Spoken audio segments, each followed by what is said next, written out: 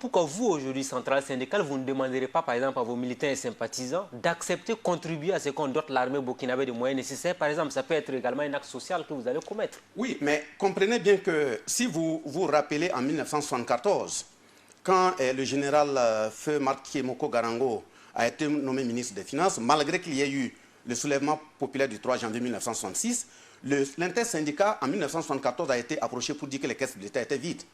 C'est par accord que l'intersyndicat et par patriotisme a accepté que l'UTS, l'impôt unique sur le traitement salarial, a été impacté en 1974.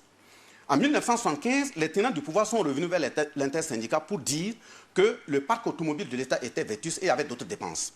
Ils ont accepté encore la reconduction une année supplémentaire de la mise en œuvre de l'UTS. D'année en année, l'UTS est impacté sur le salaire jusqu'à aujourd'hui. Donc c'est pour dire que ceux qui travaillent dans notre pays, quand on prend le cas des travailleurs, qu'ils soient du privé ou du public, avec l'environnement délétère qui leur est imposé, il faut dire que le travailleur burkinabé, c'est quelqu'un qui est assez patriotique et conscient. Je le dis d'autant que quand vous prenez la dévaluation du franc CFA en 1994, janvier 1994, ça a érodé le pouvoir d'achat des travailleurs à plus de 50%. Les économistes s'entendent de dire que chaque année, le minimum d'inflation sur le terrain monte à 3%. Prenons même la moitié qui est 1,5%. Multiplié de 1994 à 2017, ça fait 23 ans.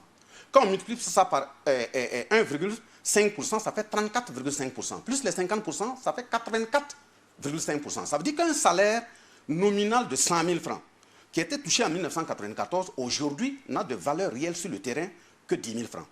Ça, c'est les théories. Mais maintenant, dans la pratique, vous allez me permettre, parce que moi, je me promène souvent. Bien entendu. Je me promène. Voilà, je me promène avec mes preuves.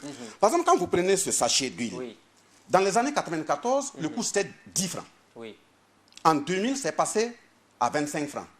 Ismaël, si vous sortez, vous prenez ça, vous partez dans une boutique, la valeur, c'est 50 francs. Ça fait 500% d'augmentation.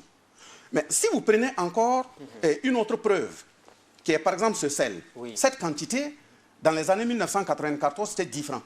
En 2000, c'est passé à 25 francs. Aujourd'hui, vous demandez sur le marché, ça fait 50 francs. Pour aller plus loin, si j'enlève d'autres, lui, c'est ce que le peuple à la base consomme. Quand vous prenez ça, ça fait 10 francs en 1994. En 2000, c'est 25. Aujourd'hui, voilà la valeur de 50 francs. Si vous prenez, comment dirais-je, ça faisait 25, le haricot, ça faisait 25 francs en 1994.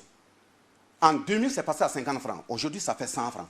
Mais si vous prenez le sucre, les carreaux de sucre, en 1994, c'était 5 carreaux de sucre.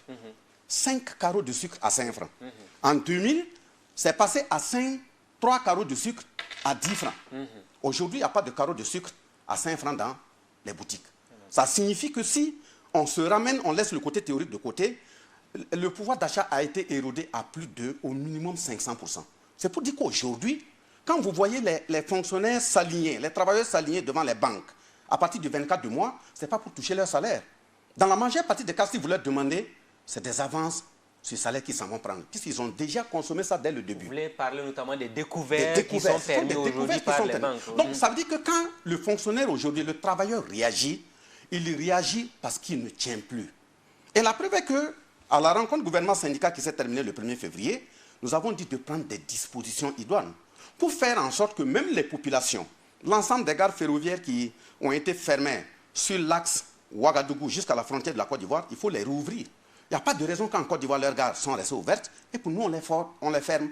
Parce que toutes les entités ferroviaires qui sont sur cette voie permettent à la communauté d'investir en économie, permettent à la jeunesse d'avoir de l'emploi et ça réduit la pression sur le travailleur qui est interpellé au village. On a besoin de l'argent pour amener la tente en santé, on a besoin d'argent pour acheter les fournitures de tel neveu, mais si toutes ces zones fonctionnent, ça permet de réduire la pression sur le